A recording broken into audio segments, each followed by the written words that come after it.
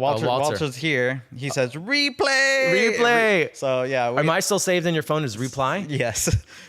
This is another story. So hold on. Beforehand, show Walter your champ. So Walter, I know you missed the beginning, but I introduced him as the champ here. yeah, the champ, but my sticker isn't here. You know, I would like a nice, you think whoever is engraving. the commissioner of this football who league is the commissioner of this would like put a little bit more effort into this. Yeah. Killed it on the interview. Dude should be an interviewer. I just skip that one. We're just gonna go back to the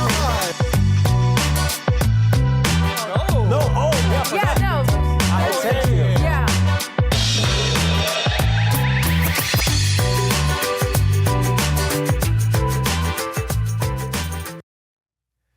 What's All right. up? Hello. Welcome everybody. I got the champ here. That's my name. The champ, Fantasy Football League. Does the Fantasy Football League have a name? It's keep my team name out of your mouth. Is that your team name or is that No, that's the league. That's name. the league. That Walter named it. Yeah. By the way, my name is Steve Froelich, but champ is the accurate moniker. Check. Yeah, mic check. Mic's on? All good. Okay, good. Yeah. Good. Well, being the champ and all, I had to make sure I get you before the new season starts. Fale couldn't win this. Lindsay couldn't win it. Walter couldn't win it. Well, so Fale won the first one. Oh, he did. Walter won the second one. AJ won the third one, and I think he came in last place, or him and Walter were last place. And then I'm supposed to be on here next year, or sometime whenever they some can people afford a sticker.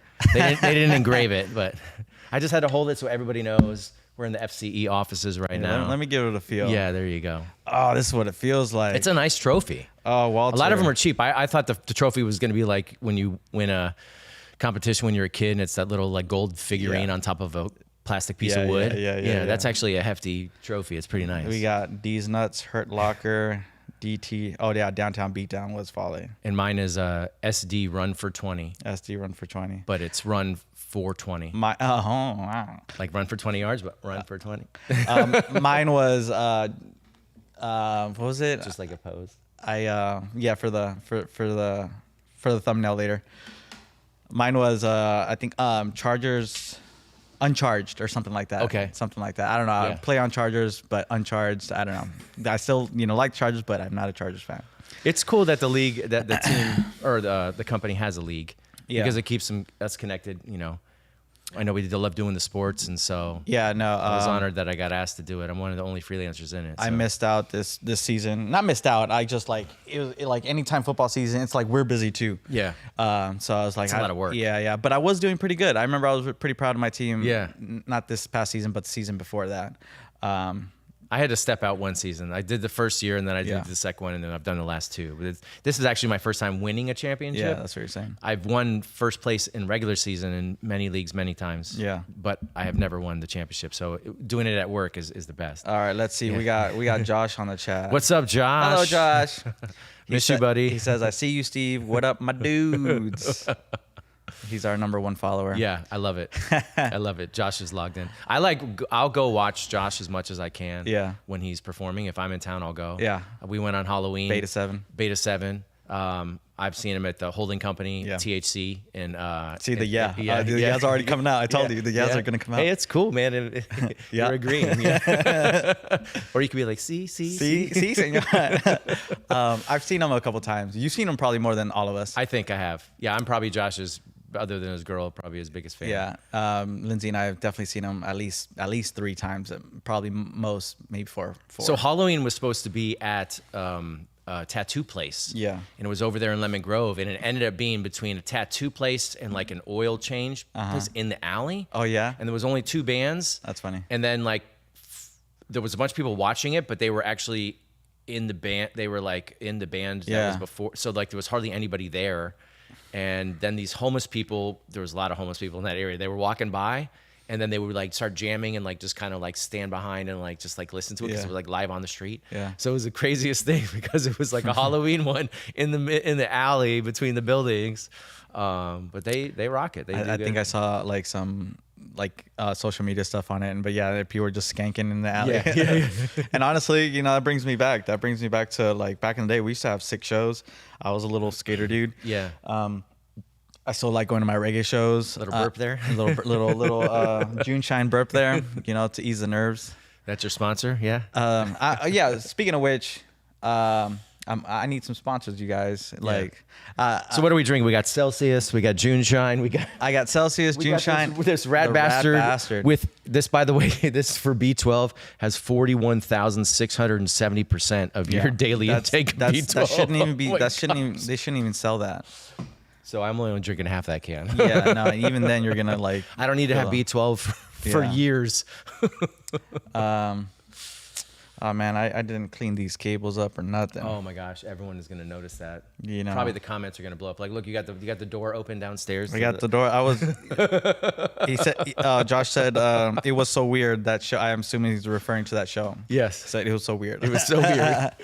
It was fun though. Josh was in a costume. It was crazy. Oh, he was? What kind of costume? I forget what it was. Josh, what costume? Yeah, were tell you? us what costume it was. He had the jack-o'-lantern or Shame on the cables. Come on, yeah, Josh. shame on the Jesus. cables. Well, look, you could fix it. Yeah, right now.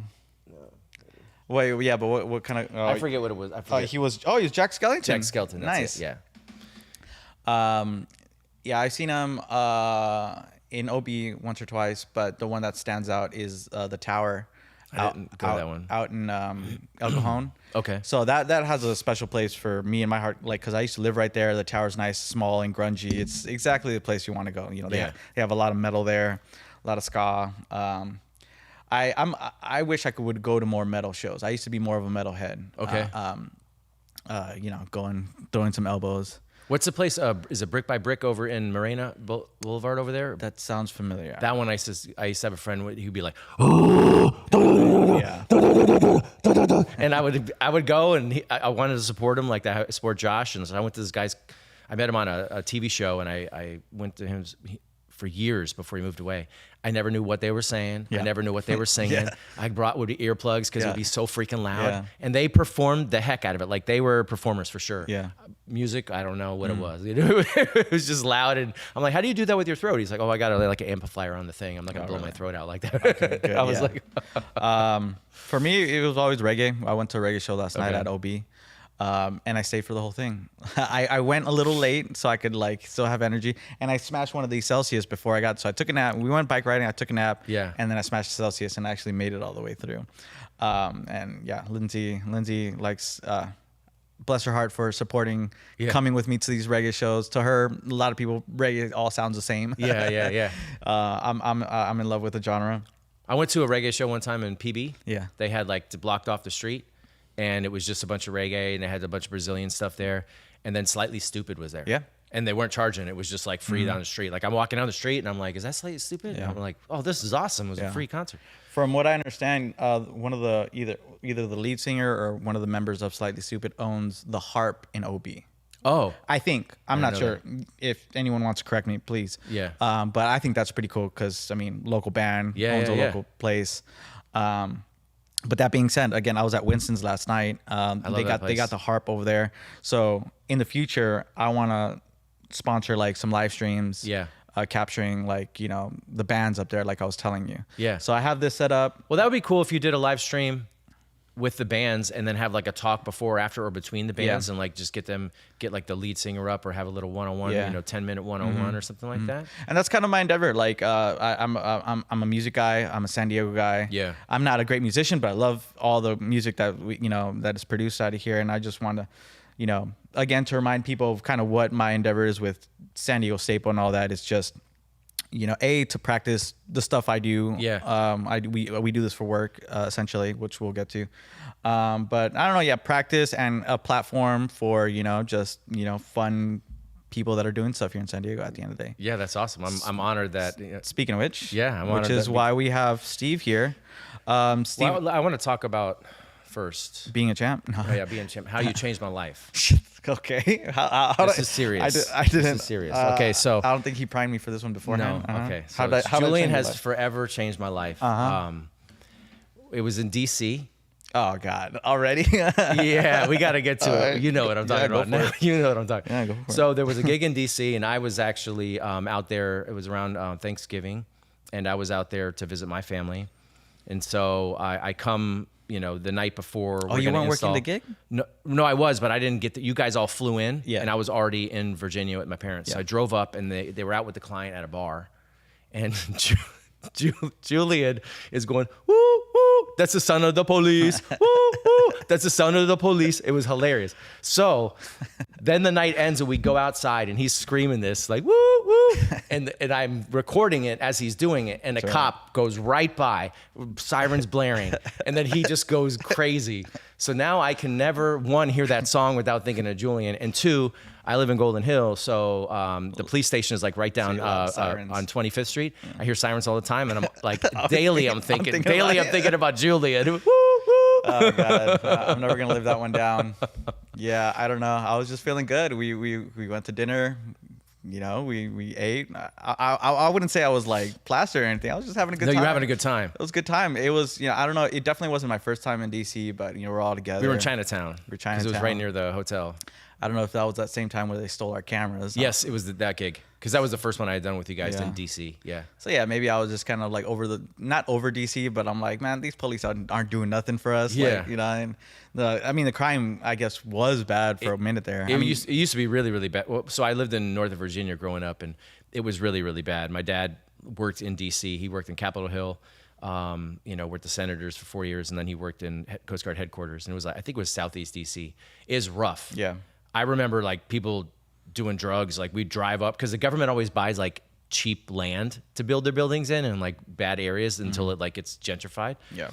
And I remember driving up and seeing like drugs when I was young. And my mom like, what's that? And she's like, don't pay attention to it. But it's gotten a lot cleaned up. But DC can be rough, you know. So, but even when we got the camera stolen, you know, we always thought it was an inside job because the guy who came in and stole it, when they looked at the cameras, like he walked straight in. He walked straight in, knew where to go, went in the room, stole $25,000 worth of camera gear. Like 3 tiers of security. Yeah, I know. The hotel security, a private security that was bought, and then like a security at the dock that was, of course, there was a dock right behind the conference room or whatever. Which, I mean, it just all looked Luckily the person knew nothing about cameras because they would have stole all the cameras, but they were on tripods, and they couldn't get one of them off the tripod. Well, and then the other one, like they only got some of the stuff, so that you could tell they didn't know how to like pop everything off and take it. Which I think, you know, we were still able to do the conference, but I forget how. I don't even remember how we did it. I don't know how we replaced. I think we took one of the we got a replacement camera and put that in the breakout room, and I thought we got the other camera and bought it to like the main room. But it was, you know, he had just bought that camera too. That's right. Like it was a new purchase. Yeah. So, and you're like, welcome to DC. You know what I mean? Like that was when I remember I woke up at like 5 a.m. Or I woke up at like 4 a.m. because we had like a 5 a.m. call time that day. It was a long day. And I walk in and Fale is already losing his shit. Yeah. And it was 5 a.m. I'm like, what, 5:01? I'm like, what is going on? He's like, the camera was stolen. I'm like, oh, shit. Well, again, like just to set everyone up, obviously we work together. We do production. We've had plenty of conversations. We've shared rooms on gigs. Yes. But overall, like, what was like? I know you're an actor as well. Yeah. I guess my first question is like, what was your first introduction to this world of like production and theater and events? Like, what was kind of like the first kind of? So I didn't grow up doing any of this, but I had a journalism undergrad, my journalism degree. And I wanted to be a writer. So I wanted to be just like a sports writer. And I didn't know if it was going to be for print or for broadcast. During that time, they expose you to being on camera. And I was really, really, I'm outgoing now and I'm a performer and I can talk. But back then I was super, super shy and I would get nervous. And so like my, you know, you had to do projects, kind of like in film school, you had to do a film for a project. You had to do like stand-up projects. Not stand-up comedy, but stand-up like as a reporter. And I would be too nervous on camera. Like I couldn't do it. So I switched to behind the camera and was like, I got a job at KPBS at San Diego State. I finished at San Diego State. They have the broadcast, you know, building on campus. And I got a job as a camera operator. Cool. And I was a student. And then one of my professors, and this was so cool. So I'm in the journalism program. Everybody knew I was an athlete because I played, you know, Division I football. And when I transferred to San Diego State, I didn't play anymore. But everybody knew I was an athlete. And in the middle of class, I remember my professor, he was like, "Hey, Steve, do you want to do an internship with the San Diego Padres?"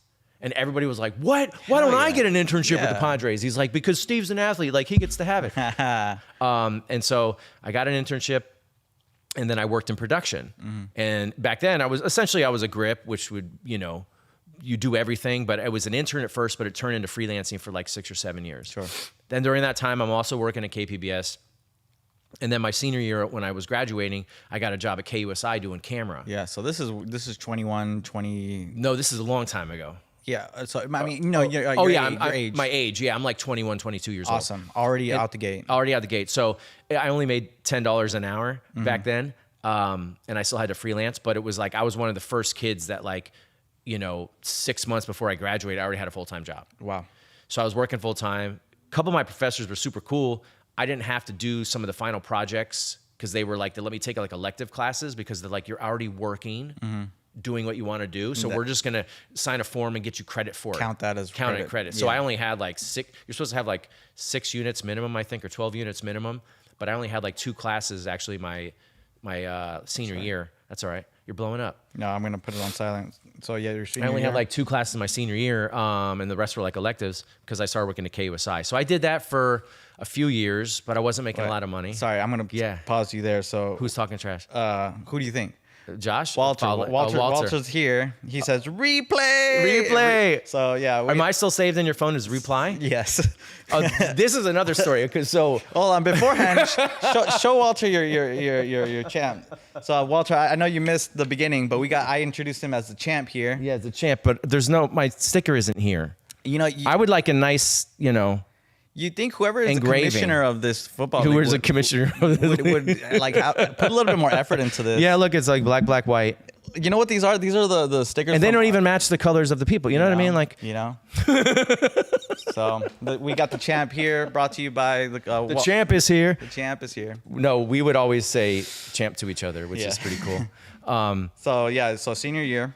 So senior year, I was working at KUSI and just started freelancing, and I was doing San Diego Padres, San Diego Chargers. Wild. I was doing UCSD. What were you USD. doing with the Padres? So I was a grip. Right, you said that. But I was a grip. But I was a grip, and then I would do like A3. A couple times I did A2. At KUSI, I was the A1. So I did, and then I worked at Fox News as well. I did their nightly audio. Wild. So I was an A1, and but I was working at multiple stations, and you're not supposed to do that. Like you're not supposed to cross affiliations. But I did it because it was like I worked 5 days at KUSI and 2 days at Fox. Sure. And nobody knew it because you're in production, you're not in front of the camera. So I did that for a few years, but I wasn't making a lot of money.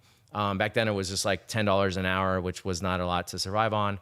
So I got a corporate job and I got completely out of media. I didn't do it for years. Then I owned a gym. And then during the gym time, I had a friend at the time. He invented the Bosu ball, which is that half blue ball in a gym. Mm-hmm. It's like you got the full stability balls that you work on. There's the half one. Yep. So when I started working it, so I exited my business, whole nother story. And then I started working at Bosu. I got back into video production during that time because I would film his videos. So he just had like a 3-chip camera, and we had the Adobe Suite, and it was back on when it was on the CDs. And so I just learned how to do Illustrator and Photoshop. I already knew Photoshop and Illustrator, but I learned how to do Premiere and everything. We would just edit. Also, we edited on Final Cut Pro, and I did that for like 5 years. And during that time, the guy who invented the Bosu ball, he started as an actor in New York, and he would always tell these stories about acting. Mm-hmm. And we went to New York one time on a trip, and we met one of his friends. He did a show on Broadway. And I don't know if you remember the Pentagon Papers. That was one of the first times when a lot of stuff was like declassified and released. Like now they want everything, like when they have whistleblowers and they want to get stuff declassified. It was the time all this stuff had come out, so they made a play about it. So we saw his friend on Broadway, and I was like, this is awesome, but I'm so shy. I don't want to do that. And he goes, why don't you take acting classes? Mm-hmm. So while I was working at Bosu for 5 years, I took acting classes and never tried it like professionally, just took classes twice a week for almost 5 years. Got out of my shell, went from this like, super shy guy to now like, hey, I could perform. And during all this time, was this where was this? San Diego? This was all San Diego. Okay. Yeah, I've been in San Diego since '99. So like I'm not from here originally, but this is my home. Yeah. And then all of a sudden I was like, oh, this is awesome. I really like this. And I booked my first national commercial. I became SAG eligible because I booked on the USS Midway. There's a movie on the USS Midway, and I'm in it, and it's running for 20 years. So we're about 11 years in. Nice. And have another 9 years on it. Yeah. So I booked that. I booked my first 2 plays, and then I got laid off. Oh. So then I was like, this is 2013, and I was like, oh, well, I want to keep doing this. And mirroring, back to your original question, mirroring the worlds of in front of the camera, behind the camera, was like, oh, I can make a piecemeal living acting when I can get the acting gigs, and I'll crew to make the money to pay the bills. Instead of like, I'm an actor and I drive for Uber Eats. Or you're bussing tables. Or you're bussing tables, or like a lot of my friends are, they're servers, or they have jobs that they can quit. So when they get a gig and then go find another temp job. I was like, well, I want to work in the industry. I've already been behind the camera a bunch. I'm comfortable with it. I've done different positions. And so now it's been 13 years. And then, when I got back into doing the AV world, that was in 17, how we worked for the same company. And then when I had met Fale at a party, and I got brought on, called Replay Steve, for Instant Replay, because I did do a gig back in the day for Univision.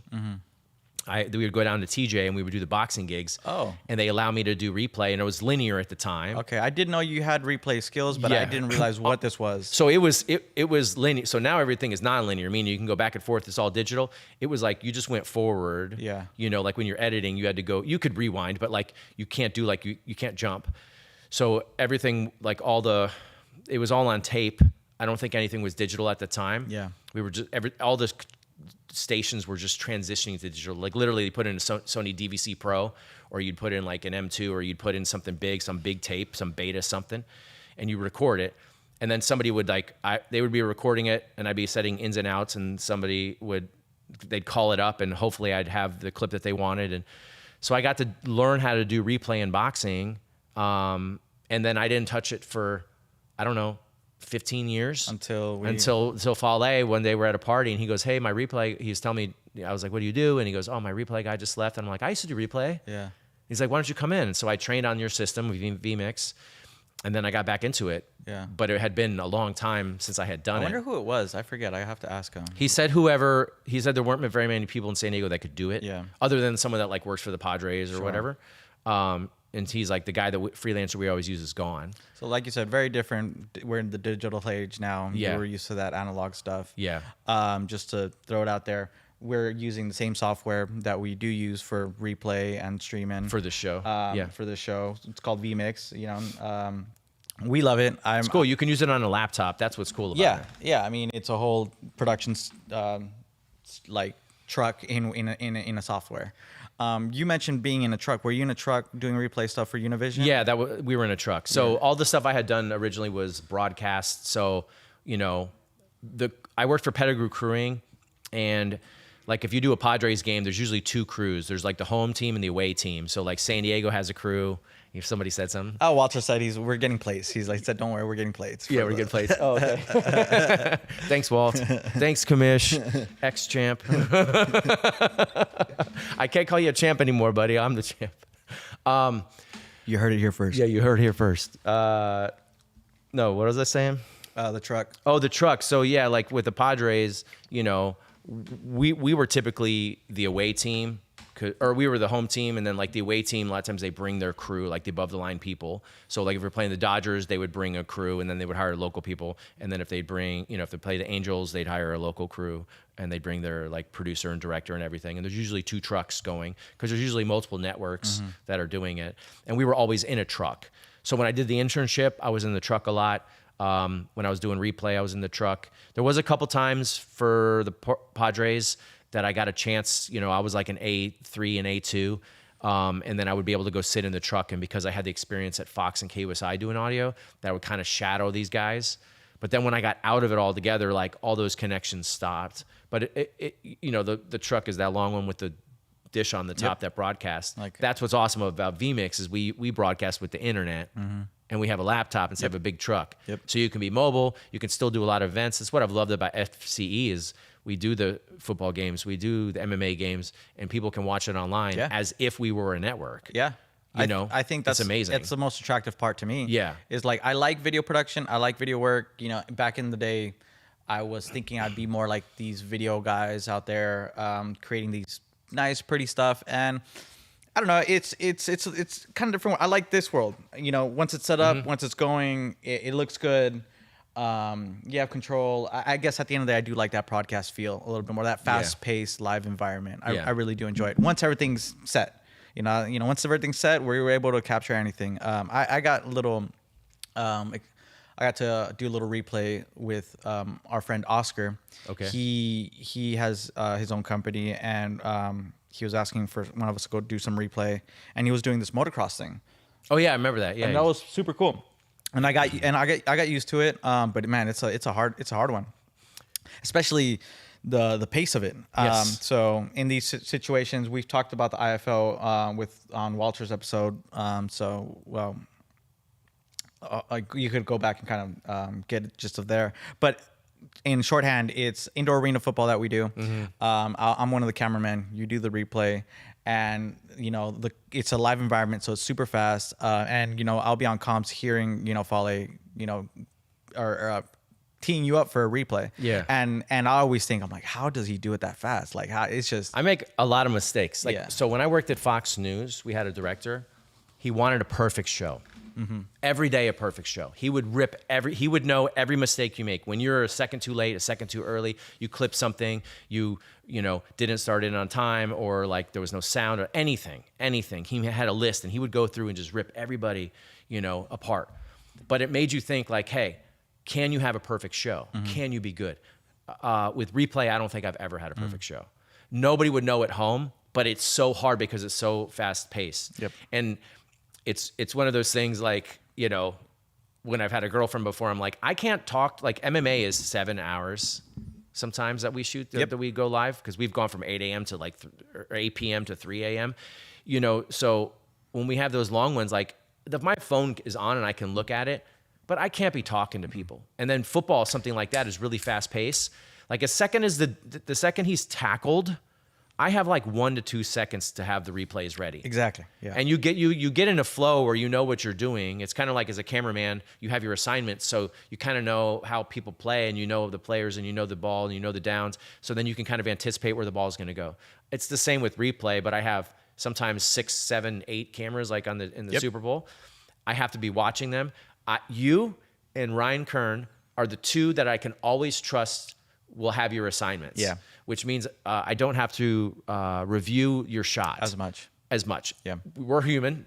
Sometimes we make mistakes, and then Fale will be like, "Whoa!" Because one of you guys like whip or something, or you were like, right at the end. You were looking in the crowd, and then you joined the play late. Yeah. But for the most part, you guys help make it easy, because I don't have to review your cameras. Right. What I'm reviewing is like Walter on the field, because Walter's assignment is completely different. So 99% of the time, I can't even use his shot because he's behind the QB, which means he doesn't even see the play. Or we added Kyle's camera later in the season when he had that long lens, on the field. So now I have to review that because his shot can be blocked sometimes, or it just doesn't look good. And I have like 1 second to do it all, but I love it. I mean, I love how focused you have to be, and it's exciting because I played football. I love sports, so I don't ever feel like I'm working, but it's definitely fast paced. And there's been times when, the play, someone gets tackled, within 1 second, I already know I've highlighted, 1, 2, 3 angles. Yeah. Or Fale only wants 1 angle, or he wants 2 angles, whatever the directive is that day.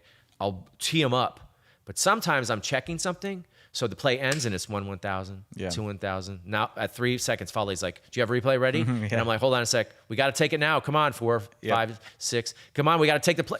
So 6 seconds, we've already having this conversation. My mind's like, and then I've been times where I'm like, I don't got it. Yep. And then I feel like, man, I made a mistake. Like, we didn't even show the replay because I was, 6 seconds is not enough time to review it. It's so, but it's a lot of fun, man. Like, I think I'm better at that. Like, I'm, one of the only ones that does it. Yeah. So I kind of like that. I have a little bit of a, your little corner there. Your little corner. Yeah, we all do. We're all kind of specialized in our stuff. But I love camera though. I think if I wasn't doing replay for the gig, I would rather do camera than like audio. Yeah. I would love to do it. But so Replay Steve was the name. I don't know who gave me that nickname. Yeah. Did you give me that nickname? I don't want to take credit for it, but it was definitely during in the ether. Yes. But you still have me saved as Reply Steve. So we didn't know this for years. Did we just figure this out like last year? Yeah, because I think Lindsay actually read it finally. Yeah. I'd never paid attention to it. Once I put it in there, I don't my take the time to contact read. in his phone is Reply Steve. And I've been calling this fool for years, and no one's ever said it. And the phone was there, and then wait a minute. And then when I call, it says Reply Steve. Well, that means the first time I got your number was when you finally started coming on the gigs with us. Probably, yeah. So I mean, my initial was Replay Steve in my mind. Yeah. Reply Steve. You can't change it now. You gotta keep it the same. No. If anything, that might be the thumbnail too. Interview with Reply Steve. My whenever I put contact photos in my iPhone, yeah, that's your phone. That's your photo for life. Which one? Whatever the photo I have of anybody. Yeah. That becomes their contact photo for life. So as I migrate from phone to phone, Yeah. I never update it. Or when the text sends you, hey, they've changed their name and photo. Do you want to accept? I'm like, no. Yeah. Because whatever weird photo I have is that's what you look like. Forever. Well, yeah. Unfortunately, I didn't. We kind of just dove in. I was gonna get a few assets. I know I have a few images of us on show. Okay. Nothing too crazy. With Walter, it was easy. Here it is, right here. It would have been exactly. That's post. Bam. Good. Bam. With Walter, it was easy because everyone got so much media of Walter. I always will grab when. So there's a thing with Walter too. He likes to get in everybody's shot. So he's a cameraman, but he's always in every other camera's shot. So when I'm doing replay and he crosses in, I'll capture that clip. And then when I have to do a setup, so we're set up, we're testing everything before a game, I have to feed Lindsay something from the computer so that she knows it's live. So I have a library that keeps growing, or you're looking to see if he's responding. I have a library that keeps growing of Walter clips of doing something funny. Yeah. There's one time he was dancing, another time he was being filmed and he's like, stop. And then there was one time there was a touchdown and he was running with the quarterback and the running back around the field. And so he's just so we have 3 angles of that because all the cameras were on the guy who scored the touchdown. And then Walter's so fast, he's running with the player. So I have I'm trying to build a library of Walter clips. I think we've talked about it. We should have a social media page for Walter. Yeah, famous camera guy. The famous camera guy, the fastest camera guy, a Where's Walter page. Yeah. I think it would be a hit. We could learn we could monetize that thing, get some sponsors.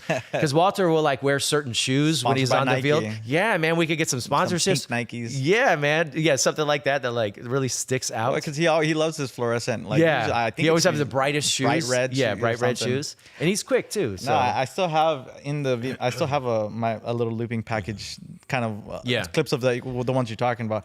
I thought I had the shortcuts on here still on my phone. Oh, that you could bring it up? I have I had a little word on the non-skate, little thing that pops up. It's saved on the instant replay computer.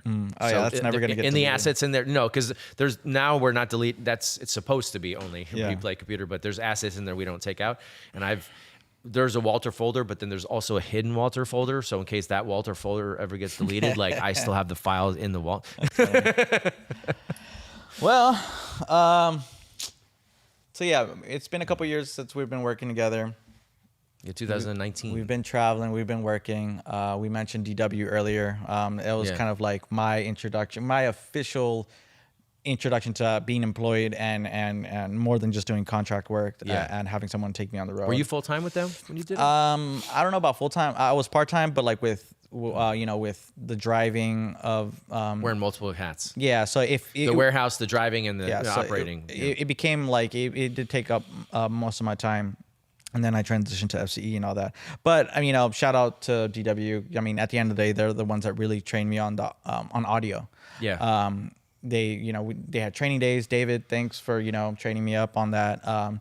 I was learning by doing, and then David took the time to make sure. Yeah. I think we were there on that training day together. I think we might have been. I know there was some crossover. Didn't we?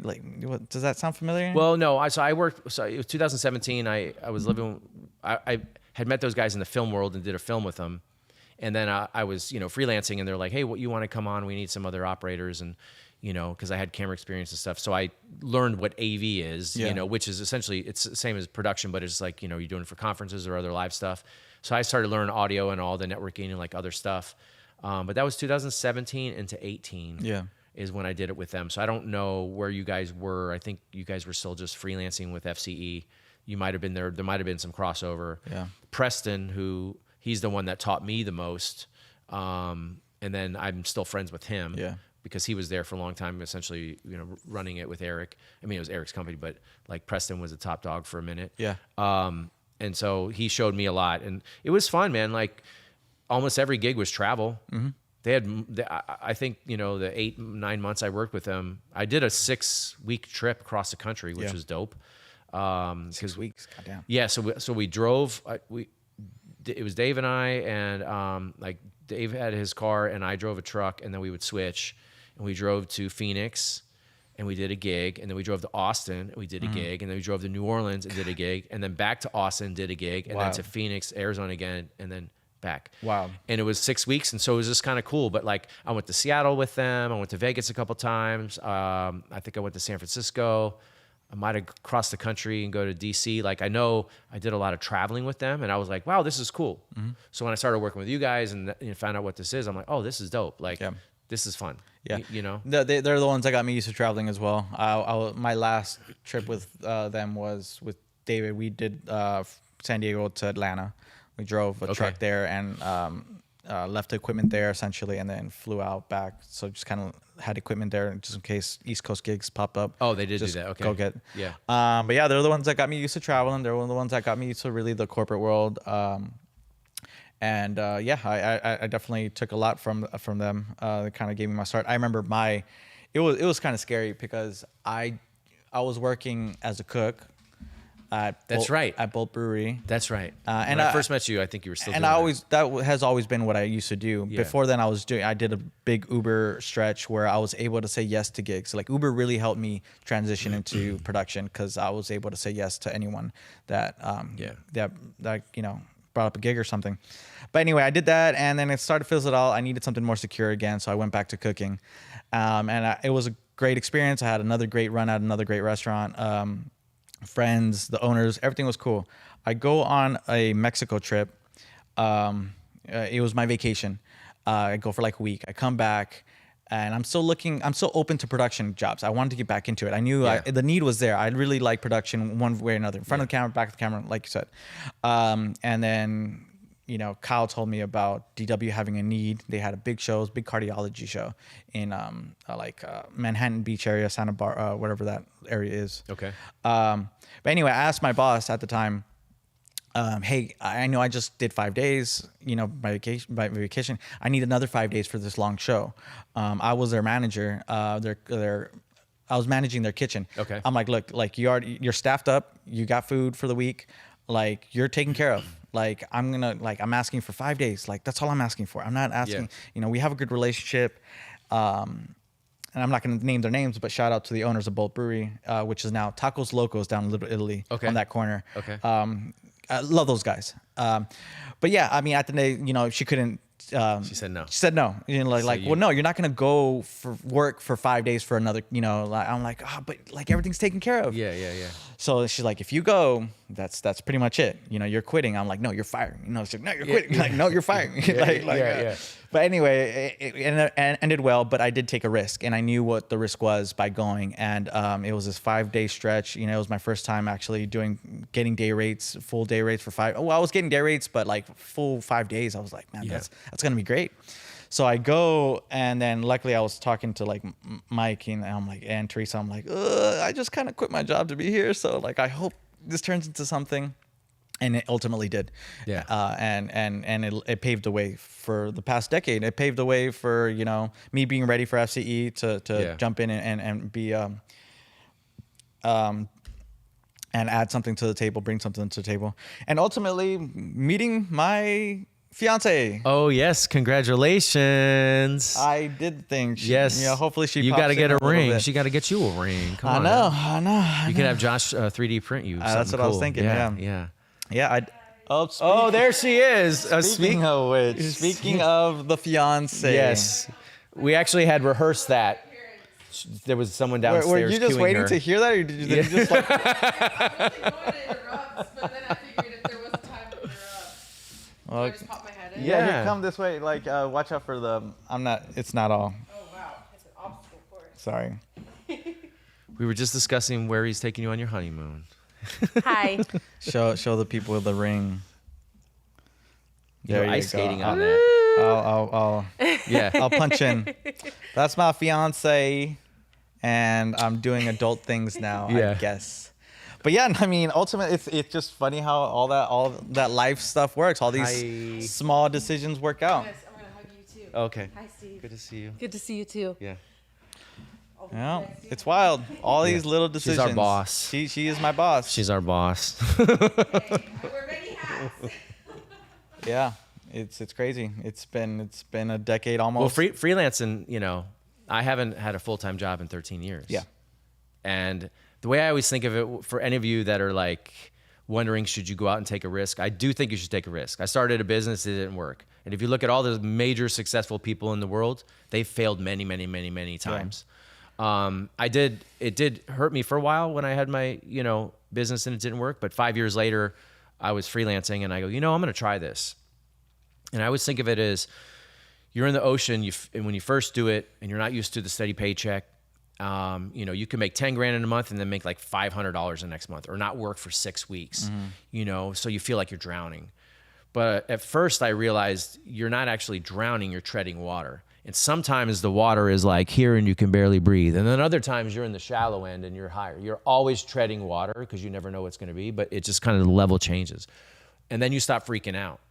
And then you realize, like, if you're smart with your money, hey, maybe you have a bad run and you don't work for 3 months for whatever the reason, like all your contracts dry up, no one's calling you, you get surgery, you're injured and you can't do it, you're sick, because freelancers, you don't have time off, that kind of stuff. So maybe that happens. But if you're smart, you could be like, well, I have savings, or I'm frugal with how I live, or, I'm not worried about it because I had a great 6 months that like I can cover myself. And I think the trade-off is, like an average person works 40 hours a week, 50 weeks of the year, and they get their 2 weeks off and they want to come to a place like San Diego. If I'm not working, I love traveling the world. I've been to a lot of countries, a lot of continents. I love coming home to San Diego. Yep. And I'm blessed to be able to live here, and I have free time. So that's one of the things about being a freelancer, when you can figure it out, or being your own boss, or people say they're an entrepreneur, or however you want to label it. You're able to, if you take that risk and you can survive, then all of a sudden you're doing your passion. Because I do feel like I'm not working. Like the only time I ever feel like I'm working is when we're like pushing cases out of a truck through weird, crazy hotel hallways, and then you got to set something up. But when we're operating, I never feel like I'm working. The camera is so much fun. It doesn't matter what we're shooting. You now make it sports. I'm having a blast. Like, I'm not working. People who dig ditches, people who are janitors and trash, cooks. Like cooks, people who are like the cooks. Okay, so I was working at up in Carlsbad, in Aviara, and they had people making us breakfast every single day. So we got to know the people, and I'm the type, I'll talk to whoever's in there. I love getting their names and saying thank you. But those people, we were getting it in at 6 a.m. and that means they were up at 4 or 5 cooking, making food for us. That's a lot of work. What we do is like highly skilled, and you have to get to a point where you're able to be effective at what you do. But I don't consider it work. So I feel blessed in that regard that like I work in the entertainment industry, in front and behind the camera. So if you're thinking about taking a risk for something, I would say try it, because you can always go back and get what you were doing before. Yeah. Especially if you're only working at like a Starbucks or something, you could always go get that job's not going anywhere. That job's not going anywhere. If you had a corporate job, well, obviously you were qualified enough to have a corporate job, a desk job. You can go work for another corporate company, So it's like, take that risk. But now that I can't imagine. Like the only way I would ever have a full-time job is if I would own a business again. Yeah. Then I would be all dedicated. But I mean that it's a couple. There's a couple thoughts that I have about that. Number one, like the industry calls to a certain type of person. Yeah. Anyone that we interact with are kind of creatives, are just interested in signal flow, are interested in theater, live events, like music. It seems like there's something that we all relate to, that we're attracted to it. So a lot of us just end up here. another thought I was having while you were saying that, it's also a lot of, you have to have the opportunity to take a risk. Yeah. A lot of my friends, they started out working right out the gate out of high school, landed pretty good jobs right away, and then started having families right away. It's hard when you have, I'm single, so it's hard when you have a family and kids. Yes. And that's just, I'm not saying anyone's decisions in lives are obviously their own, but I'm grateful that I was able to take those risks early on. Yeah. Because I had the opportunity to take a risk.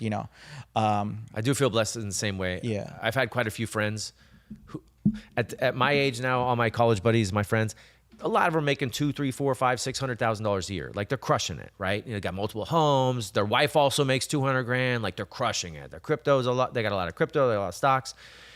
But I do have high earner friends who are like, I'm jealous of you because you're doing what you want to do. Mm-hmm. Like you're not going into an office 80 hours a week grinding and then coming home and having to be there for your family. You do what you want to do. Yeah, you don't make the money that we make, but they're like, I'm kind of jealous. I wish I could do that. I wish I would have the option. And I have heard that from a lot of successful people. So I do feel blessed in that regard. Because with us, if you want to make more money, you just work more. Mm-hmm. I mean, sometimes I only work 3 or 4 months out of the year and I make a decent living. You know, and if I want to travel, I have enough money to travel. I live by myself. I have a nice car. I can buy things. If I want, I just stack more work. My only problem is that I spend too much. Well, I think we all do. The more money you make, the more money you spend, right? I mean, I got my own little production. More money, more problems, Whoop, whoop. I'm going to make a sound. I'm going to add a little button for that. When I was younger, I always thought, man, it would be so cool to have a job to travel. And when I really started traveling, I'm like, holy shit, I'm doing it. This is so awesome. Like for me, going to the airport is like going to the office. Yeah. Like it's just so just ingrained in what I do. And I'm still, it still brings a smile to my face that I'm used to that. Yeah. Not that I'm used to it, but it's just that it's a part of it. Lindsay and I just started. I mean, this last year the whole year was crazy. We started out strong, and the whole year we were traveling, working, doing gigs here, doing. You guys traveled a lot last year. And then this year too, we were right out the gate. Lindsay and I just got back from New Orleans. Mm-hmm. And that was great too, small. So you went to a basketball game? We did. We Pelicans? went to go see the Lakers and Pelicans. I saw LeBron James. That's awesome. Never, I mean, I'm not the hugest basketball fan, but I know how awesome. Yeah. I felt it. It was I wouldn't, I don't want to piss people off, but it was like that. What would be a Jordan experience for me now? Yeah. Back in the day, it's like I'm seeing this dude, and he's dominating the whole he's just walking around strutting. I don't think I've ever seen him live. Yeah. In his career. It was awesome. And then to see his son. Yeah. And then there was a few other players that Walter and Folly were mentioning that I'm forgetting. But Lindsay, we flew in. We had that first night kind of free. We were driving right by the Superdome. Is it Superdome? Was it the Superdome? Yeah, that's New Orleans, right? Yeah. And we were just I was just wondering. I always look on Game Time on apps, see what's available. That seems to be your thing now, you guys. Like when you're in other cities, we went to the Dallas Mavericks preseason. Yeah, that's right. Oh, when that's a nice stadium. When Lindsay became a cowgirl. Yeah. When she was riding the bull. She was amazing. We'll talk. She didn't get tossed. Yeah, you're like, we're gonna have a conversation. We're gonna have a conversation on the next date night. That was super cool because we're in the Uber. There's all of us. We're going out to have a party. And just party and have fun. So we went to the Mavericks game, and then we're driving around. And we're gonna go somewhere, and the Uber driver was like, "You need to go to this area, to this club." Yeah. Because it has the country downstairs and then a club up on the roof. And we go in, and there's the mechanical bull, and the girls on it are getting fucking tossed. And Lindsay looks like a boss. She's dressed up nice. Whoever was operating it was like, I'm going to give her a good ride. Doesn't make her look stupid. She was on it the longest. Yeah. Didn't get tossed. The ride ended and she was able to step off of it. It was so nice. No, I saw the video. She didn't step off. She kind of just flopped over. But I mean, she didn't get tossed. Some of these girls got spun into the wall. Yeah. You know, and maybe she did fall off. I don't remember. We were having a good time. Was that the same club where you guys started the dance party essentially? Yeah. And then we went upstairs and there was this formal for college students. I don't know if they were in a frat or sorority or if it was sports teams, but they're all dressed up nice. There's a DJ and a dance floor and no one's dancing. And it was me, Josh, Walter, Lindsay, Kyle, and I think somebody else is AJ. No, I think no, I don't know if there was another freelancer guy. He was there with us, but we went out. AJ might have been there, and Walter just starts dancing, and Lindsay starts dancing, and all of a sudden it's a rooftop deck, like overlooking the street, and all of a sudden like the whole club is dancing. And then this was wild, is like, because Lindsay, her outfit was so nice, guys and girls are coming up like dancing in front of her and like buying her drinks, like she was the queen of the night. And it was the first time you had done the biggest conference that she had like been the PM of, and so it was like already a celebratory night, and then it was just like, we were like, this is fucking awesome, man. It was a great night. Meanwhile, Fale and I love you too. Meanwhile, Fale and I are on a plane going back home early. And you guys are going to a professional basketball game. I was like, man, I want to do something fun like that. And then, that's my first time in Dallas too. It was your first time in Dallas. I've been at DFW, like in the airport and flown through, but I had never like been in the city before. And my side of the story is, she gets back in town. I ask her, how was the night? She tells me about everything except the bowl.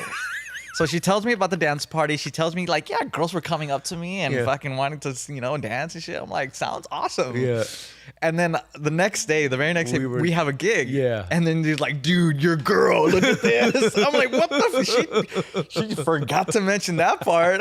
Dude, look at this, dude. I'm like, oh, she just didn't mention that at all.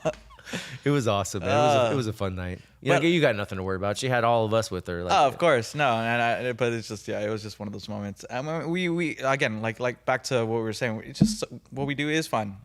Yeah. We get to experience a lot of cities, experience a lot of situations, get exposed to a lot of people in different industries. All industries need some type of video production. Everyone needs it now. I know, on that work side we've talked a lot about, but when was the last time you were on stage, or when was that's still ongoing? Yeah, actually AJ got me an audition that I had yesterday. Oh, really? Yeah, it was for a guy's he's creating a short film because he wants to get into the UCSD master's film program. So he needs a film kind of like your resume and transcripts, like he needs to have one to get in. He was already in their program before. So I auditioned for that. I think he told me on Thursday, and I got the sides on Friday, and then I went and did an in-person audition yesterday, which I haven't had an in-person audition in like a year or two, because it's all self-tape now, and you're either booked off self-tape, or if it was like a callback, which is like the second or third round, then they would bring you in. But it was weird. I felt great because sometimes you can get nervous because like it's different when you do it at home. You can do the take over when you're recording an audition over and over and over, however you want to do it. And then when you do it live, you get one shot. And so everything that you've rehearsed, all your little like, I'm doing this and I'm going to do this on this line and here's my intention might go out the window because you could rehearse it in your mind, like the director's sitting there in front of a table, but you walk in the room and the room is this way and he's on that side. So it messes with your sight line. Or you get nervous, or there's other people in the room, or there's loud noises, or you just forget your line. Like there's a lot of stuff that can happen but I thought I did really, really well. And I did it like, it helped because I also knew one of AJ's friends, she was in the room. So I knew 2/3 of the room. So it helps what they call a warm room, meaning like you walk in, and one of the guys, I was trying to hire him for that other 24-hour gig that I was staffing. I was trying to hire the guy who was actually the director. So I had spoke to him on the phone before. So I was like, oh, it's nice to see your face for the first time. He's gonna be directing this. So I did that. And then I had an audition 2 weeks ago for a vertical series, which is now like a lot of these companies are filming vertical content like soap operas, telenovelas. Oh, wow. They're putting them in apps and they're filming this way. So they're not filmed to be on a television, they're filmed to be on a phone. So this one company, Halogen, they take their RELXs and they rotate them. Yeah. And they do two camera setup. And so I had a big audition. I don't think I got it. I haven't heard. The way it works with auditions is like you submit and then you never hear from anybody unless you book. Unless you got it. So if you didn't get it, now I did casting for over 2 years for a production company. I did all their commercials nationwide.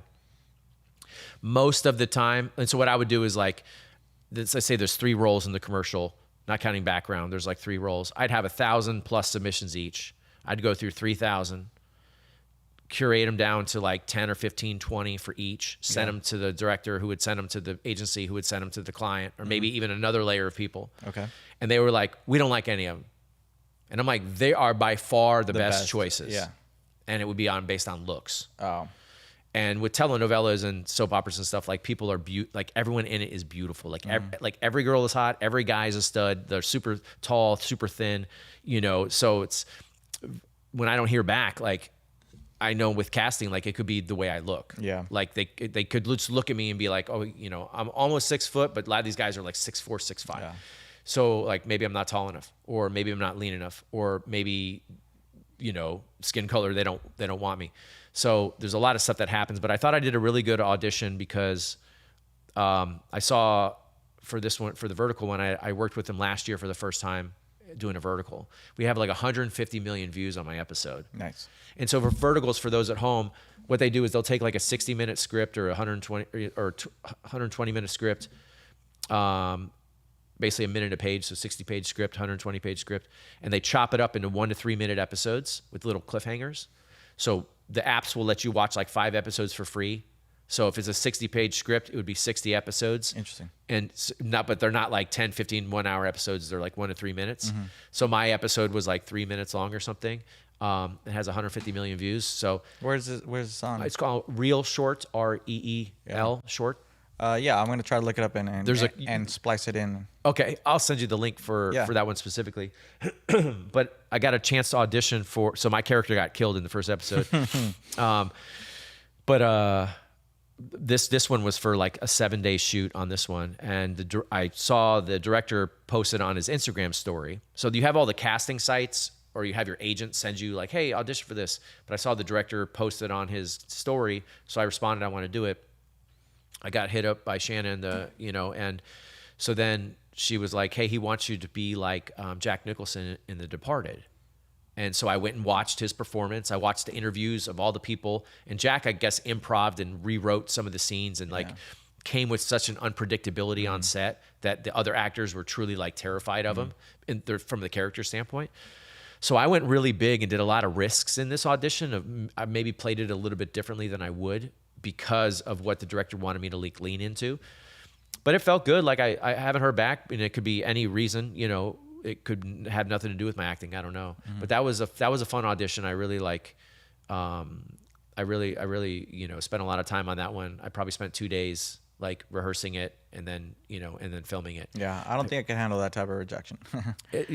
Now it's just, here's what I found when it comes to performing, when it comes to acting, you actually, the more you audition, the better you get and the more you book. Mm-hmm. So what sucks is like since post-COVID and last few years, you know, I might only have 10, 20 auditions during the year. I might only book 1, 3, 4, 5 gigs. I don't have a lot. Whereas pre-COVID, every year from 13 to 20, like I think I did 46 acting jobs in 2019. Wow. I remember back in like 15, I was trying to aim like, what would it be like if I could do 1 acting job a week? Mm-hmm.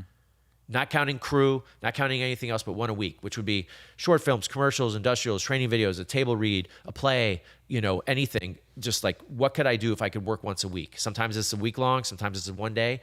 But I worked like 46 gigs in 2019, and I was like working all the time. And I'm like, that year I might have had 100 auditions. Wow. But you book more when you audition more. Of course. And then when you don't. And you make relationships. And you make relationships. So even what I did yesterday, if I don't book it, that's fine. But now I'm falling in love with the audition process because I'm like, I got to act yesterday. Mm-hmm. I got to do my craft with other people in the room. The director loved it. He didn't even redirect me. He was redirecting everyone else in front of me. So like in-person ones, you can go and you can like get outside the room and you can kind of listen, or sometimes you can look in and kind of like, I'll cheat. I'll look in the room and I'll be like, how many people are in the room? Yeah. Where are they sitting? Yep. Where's the setup? Mentally prepare. And I'll listen because I already have the way I'm going to do it. Yeah. And I want to make sure, like, I listened to the 3 guys before me. None of them did the way I did it. Yeah. So I know that my choices would be distinct. Yep.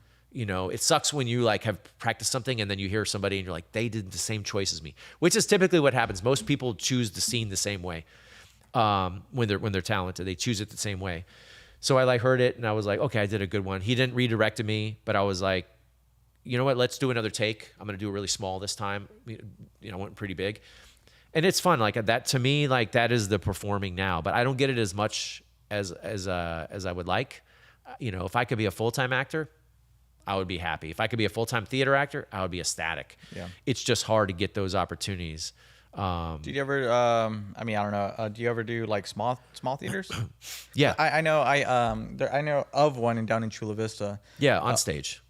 Yes. I've done. Do you know James? Yeah, James. Yeah, Darvis. Yeah. You do? James P. Darvis. Okay.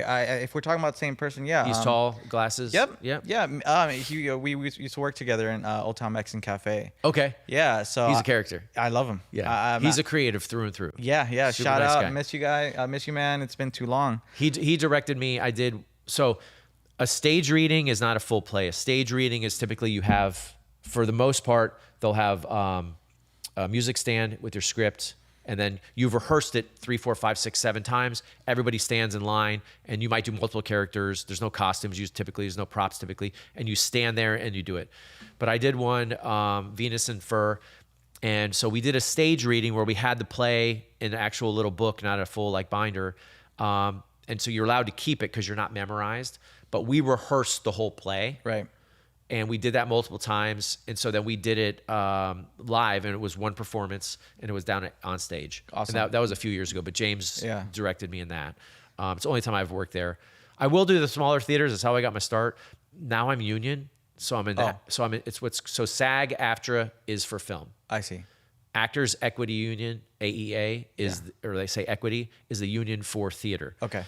When you go union, you're not supposed to work at the smaller ones. Yeah. And if they do, they got to get a special agreement, but it costs them more money. I see.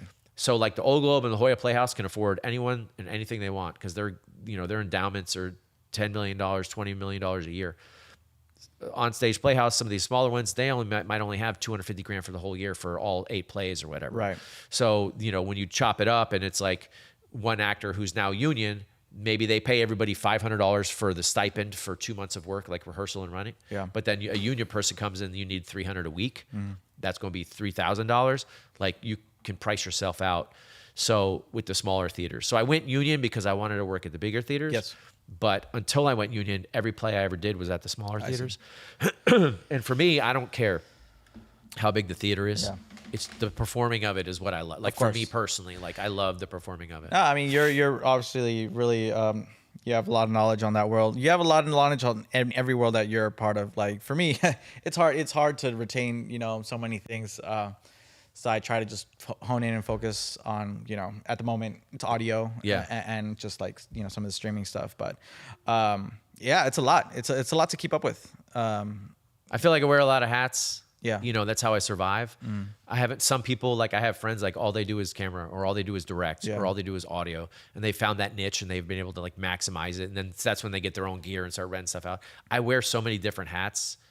I can sometimes do up to 20 different positions in a year. Yeah. Like sometimes I'm like some of my friends that are professional writers, I give them coverage and I help them write stuff. Yeah. And I'm like, well, if there's pay, like I'm doing it. Or I've edited things before and I'm not an editor. So it is tough. And I feel like I'm more of a jack of all trades than a master of one. Sure. Because I haven't just like fully dove it into it. Yeah. But it keeps it fun. It keeps it interesting. I never feel like bored. Yeah. I'm always doing something different. Yeah, no, I'm a pretty Swiss Army knife for what we do. Yeah, in the AV for world, what we do, and it's great. It's great walking into a place and connecting with other people that are smart, that have some of the same knowledge and stuff. It's like talking shop. Going to a place, haven't met the guy, haven't met this crew. Yeah. You start talking shop. You're like, oh, then you get the like, this guy's cool. All right, don't worry, this guy's got it, and you got the gift of gab, you got the knowledge. Yeah, and the personality. Yeah, the personality. Yeah. So yeah, really kind of it's fun. What was I gonna say? I forgot. How are we on time? We're at an hour. Does it keep going? It doesn't shut off at 60 minutes or anything? No. I just usually I want to shoot for an hour. To you were like, we'll maybe talk for a half hour. I'm like, we're gonna talk for an hour. I know. But yeah, I've been wanting to shoot at least for an hour. But yeah, I know we could go all day. We haven't even really touched on much outside of work, and that's what happened with Walter too. We again, it's such a big conversation. We do so much. Well, that'll be, I think, when you get to 100 episodes. Yeah. You might have like, hey, we always talk about this, Yeah. Or you'll have a structure of like, hey, we're going to spend 15 minutes on you personally. We're going to 15 minutes on the industry. You'll have your format, and you'll work it out. Or you might even have like, hey, the one-on-ones are this, and then the interviews are of the industry. Like you might have branch out and have different versions of it. Yeah. And so it's just figuring it out right now, getting content. And I'm excited. I'm excited for whatever. I'm gonna keep doing it. I just want to. I'm gonna hone it in and just kind of make it everyone. Everyone's creating content nowadays. Obviously, I do it for work. So I just want to go through the motions to practice, what I can help deliver or produce. Ultimately, if there's anyone out there that has a project or an idea, you got me. If you have, obviously you have plenty of resources, but we all lean on each other for sure for creative stuff, but I'm available. Me too. Yeah. I'm available for hire. For anything. All this is to showcase what we do, showcase ourselves. Be careful when you say anything. Right. Pay me enough, I've what? Okay. So I've turned down acting gigs that I didn't want to do. Or one time I was interviewing a manager for him to be my manager. So you have an agent. There's a difference between an agent and a manager, and at least as a performer. Okay. Is an agent is a licensed, bonded representative. So like they pay $50,000 bond to the state of California. They have to have an office with their name on it that's separate than their home. Like you can't just like go meet someone at their house. It has to be like a physical location. An agent has, so they can take their bond taken away. Yeah. And they can lose their license. If they're not. They're not. A manager does everything an agent can legally like represent you and like negotiate contracts and stuff. A manager does all that technically illegally. Without the title. Without the title, without the bond, anything. So I was interviewing a manager. So what you do is you'll get like a manager for commercials, a manager for theatrical, which is not theater, it's like TV film, and you can have a theater agent if you want. You'll get an agent of one, agent of another, and then an agent commercial, agent theatrical, and then a manager. And a manager is like just fills out the roster. So I'm interviewing this guy, and he asked me, he was like, "You do porn?" Oh, hey. And I was like, "What?" The ultimate question. And he's like, "You do gay porn?" I was like, no, I don't. And he goes, "You sure?" And I go, "No." He goes, "Well, if actors get work, they're supposed to just do." And I go, "That's not how this works, man." And so like he's asking me, I'm like interviewing him to see if I want to like join his team. Yeah. And I was like, no. But he made that comment like actors are supposed to do whatever. And I was like, no, it's a choice, bro. Like I'm like I don't want to do porn. Like I want to be an actor. Like I'm not. That's not the industry I want to be in. So now I'm like when someone says I'll do anything, and I'm like, well, be careful when you say that because P Diddy, what I mean? Like, do you have a manager or a representation at the moment? My manager, I got dropped from my manager in LA. She was newer, and then so she went on her own, and I was like one of the last people on the roster, and she needed to shorten it. And then I had an agent here in San Diego, but acting has been very, very slow for me. So I kind of have an agent, but I haven't had anything from them in a while. Yeah. So I just like self-representation right now, but I also haven't done like another push. I've been training really hard. I get new headshots. I've lost a lot of weight. Like I want to get ripped again, and then get all my new marketing materials, and then I'm going to give a push for more representation again. Because the benefit of having an agent or manager is they find work for you because they get a commission of it. So you're looking on your own, and then they just call you and send you stuff. So it does help having that. When I've ever done the most auditions in my life is when I've had multiple reps looking out for me. Right now I'm doing it on my own, which is probably one of the reasons that I don't get as many. I have this image of you on screen. I think it was through BTS. What did you ever shoot some stuff? Was that the cat commercial? Were you in the cat commercial? Oh yeah, with Lindsay's cat for the first one. Yeah, for Circle Zero. Okay, that's funny. Yeah. Well, BTS for a minute, Tony had cornered the market on Kickstarter and Indiegogo videos. Yeah, and they had like. Every single one that they did, I think I was in 6 videos. Okay, that's why. Every single 6 videos in like a 6-month period. Like Tony hired me like once a month for like 6 months when they were in the same office as you guys. I see. And I did one and another. all of them were funded in 45 minutes to an hour. Wow. So like one of them wanted to raise $1 million for like production and like go into, the manufacturer and like get everything made.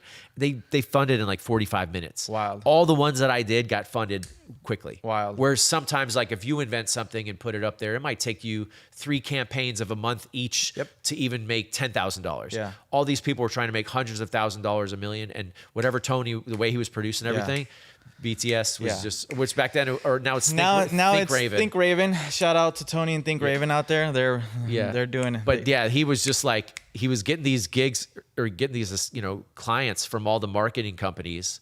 And they were like, "Oh, we got this product," and that he was just cranking those things out. So I would have loved to be in more, but they only use you so many times. Were you guys ever working with Raindrop? I've auditioned for Raindrop a lot of times, but I've never booked it. I know Dallas McLaughlin runs it over there, the art department or whatever. Yeah. Maybe he's a technical director. I don't know exactly. He's a local comedian. Yeah. But I've auditioned for them a lot. I've never booked anything. They have the only reason I know of them is because the whole Dr. Squatch campaign and James Schrader. Yeah. So when I first auditioned, it was when I had my long hair and I looked like James Schrader. And I remember I did an audition and I thought I crushed it. And my buddy's like, "Well, you look like James. Yeah. They're not gonna hire you because you look like." Because I had the beard and the long hair. Yeah. I had my long hair for 5 years. I don't think I've ever seen you with a beard. During COVID, when I didn't see you guys for like 9 months or whatever, I had let the beard go out. But I do have a kind of cool story with Raindrop.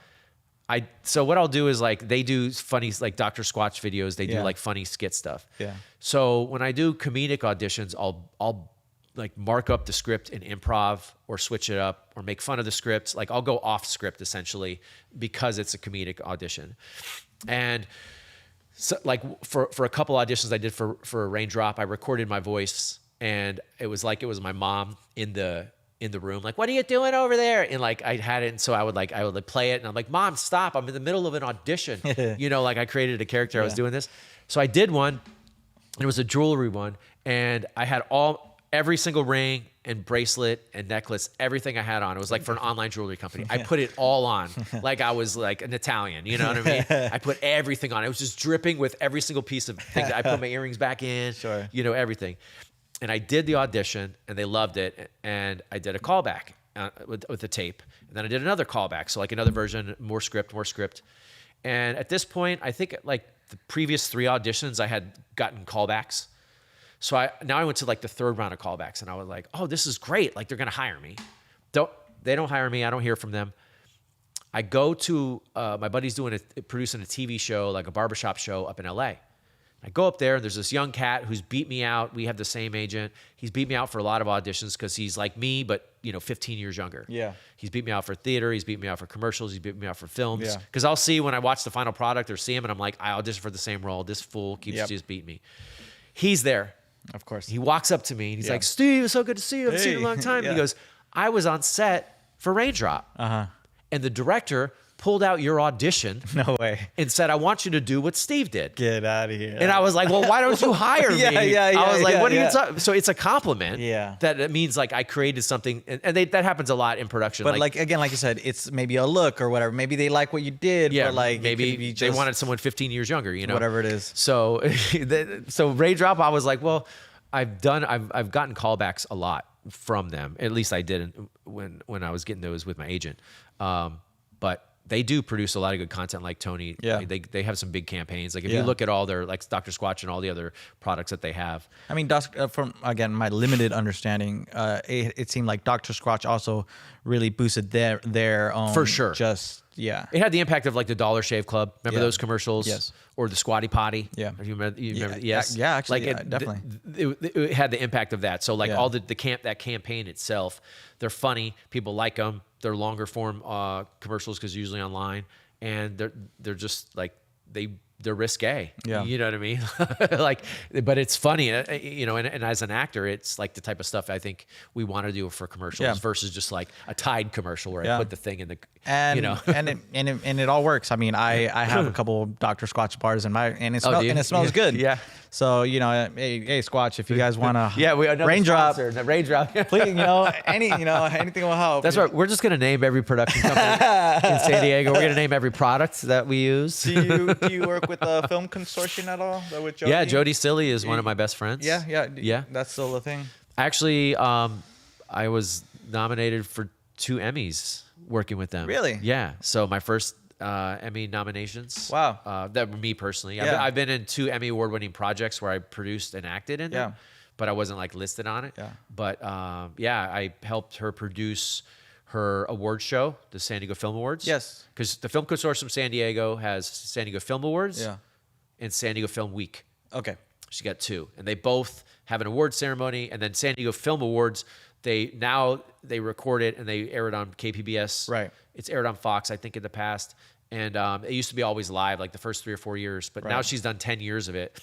So we did the 10-year back in 23 for 24, I think. Right. We filmed it in 24 for 25. Something like that. I forget the years.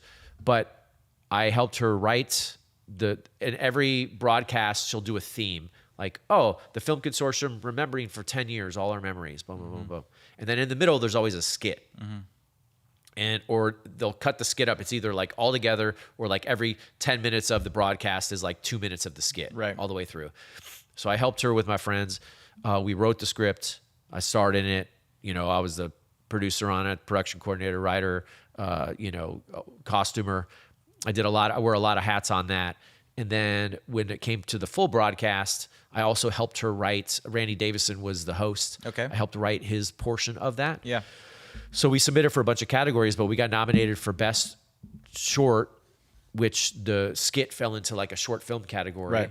And then we got nominated for Best Broadcast, comparing to like any other broadcast that would be put on for like local San Diego or what's happened.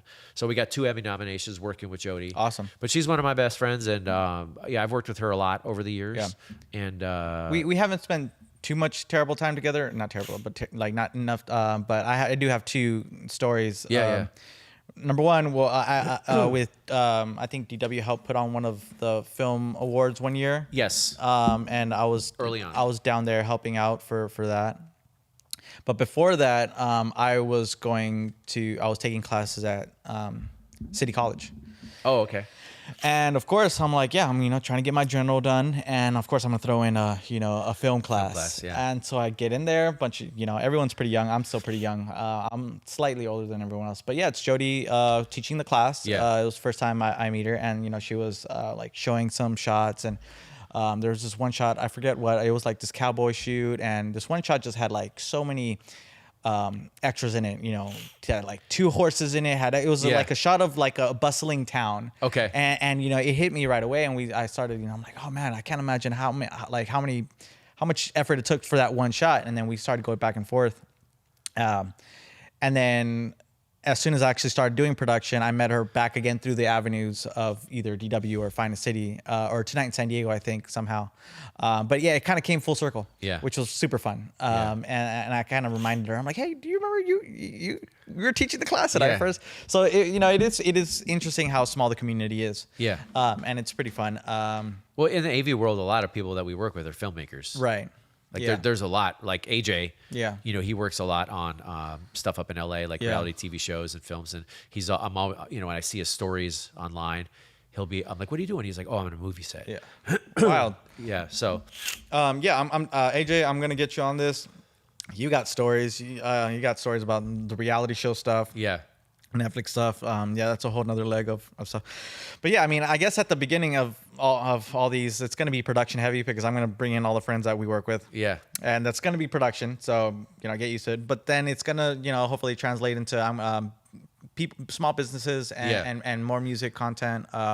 So, we're going to keep on doing that. But I think we're gonna have you back on. Because if not, we're gonna keep going forever. Yeah. No, this has been a blast, man. Yeah, we're. I appreciate it. Yeah, I'm honored that episode 5 is technically this. Yeah. I'll kind of I'll clean all that up so we know exactly. But yeah, this, episode 2 of One-on-One. Yeah. But yeah, overall, I think this is like episode 5. Yeah. But I'll come back. I'll get better at my because I have 2 other cameras here that you'll see on the wide shot. But yeah. I'll call my agent. I'll be like, "Hey, man, they didn't even do my ISOs." Like, I know. I wanted. We only got one take. I know. Damn it. I wanted to record on all of them, but even though it takes some effort to like even something small, something like this. It looks good. Again, people don't realize behind the scenes of these big broadcasts that we do.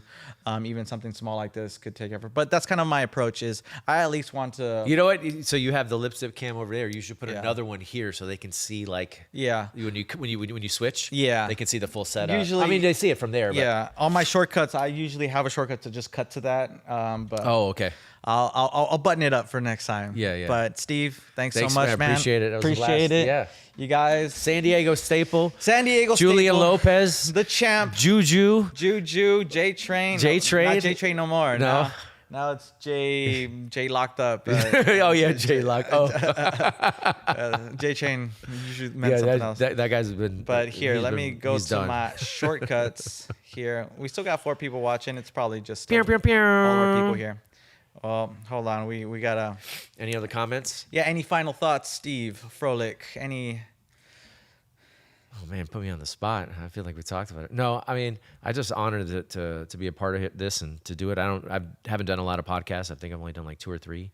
So I hope it blows up for you, man. I hope like you get to 100 episodes soon. Yeah. And you're gonna be doing this. I love your ideas of, hey, we're gonna do, because you want to do with music.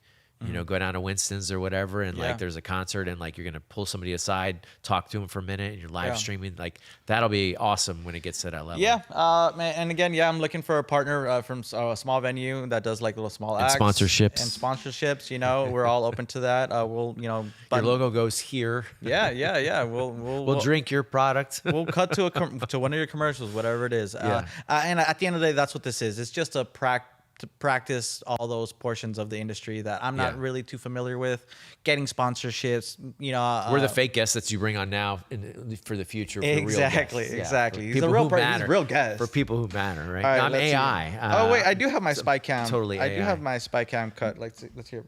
Yeah, there you go. Oh, there's a full setup. You see, there's our. It's small but mighty. Look at all those cables. Let's see. Hopefully, I didn't mess this up. Can I go back to my? Yep. Amp Am. Nice. That's off my phone.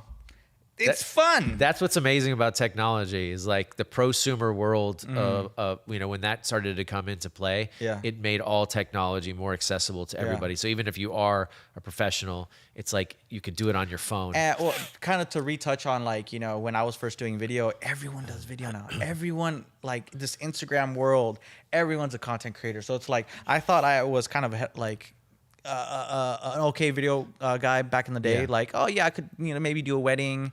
Now, like wedding videos are films in themselves. They are. They're reality shows, and I'm like, I want to do that. And you don't want to do weddings. Shout out to people that do, and the content they create is amazing. That's too much effort for me. I don't. Well, once these influencers or micro influencers, once they get kind of big, they hire us. To do the work. They might do it on their phone in the beginning.